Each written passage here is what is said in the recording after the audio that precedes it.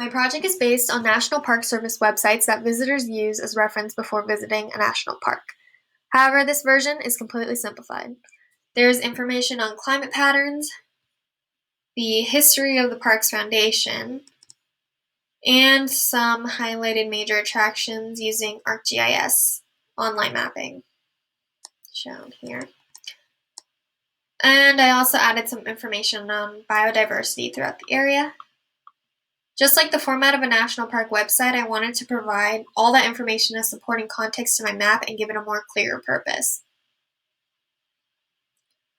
I chose to do a reference map of Rocky Mountain National Park because I felt that reference maps best represented important cartographic principles like font size, color, and figure ground.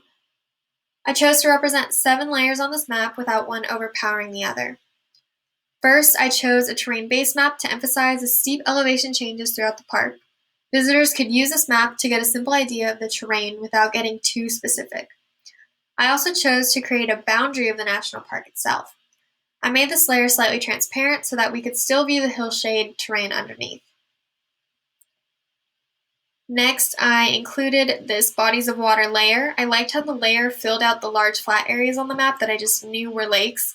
I symbolized them as blue and then used serif font for labels since they're physical features. And then I opted not to label these smaller features just because it would be too chaotic. I also added a highway layer, which is shown in red, and I added small route layers like this number 34 and number 7. And then I used spline text to label Trail Ridge Road, which is the main road that goes throughout the park. I chose to keep the trail layer very subtle. I feel like this smaller scale map wouldn't be helpful for trail navigation, but I still wanted to emphasize and highlight the vast amount of trails available throughout the park. For my last line layer, I added the shuttle route. I feel that providing shuttle information is essential for many visitors who will not be using their cars, so I made the line dashed, and I also added a bright yellow color so that it could stand out against the red highways. I added visitor center points in green. The points are slightly pushed forward in the figure ground on purpose because visitor centers are often essential stops for anyone who visits a national park. I also added point labels to the 5 campsites in the park.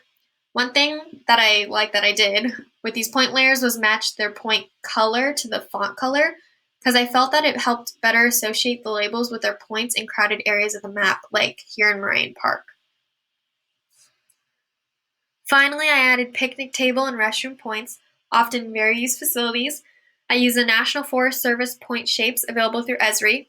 There are actually way more restrooms in picnic areas, but then I omitted them and all their clustered points for these layers. So, for example, in Timber Creek, there are actually 3 restroom facilities, but the cluster points look messy on the map, so I represented them all in one point on the map using a selection tool.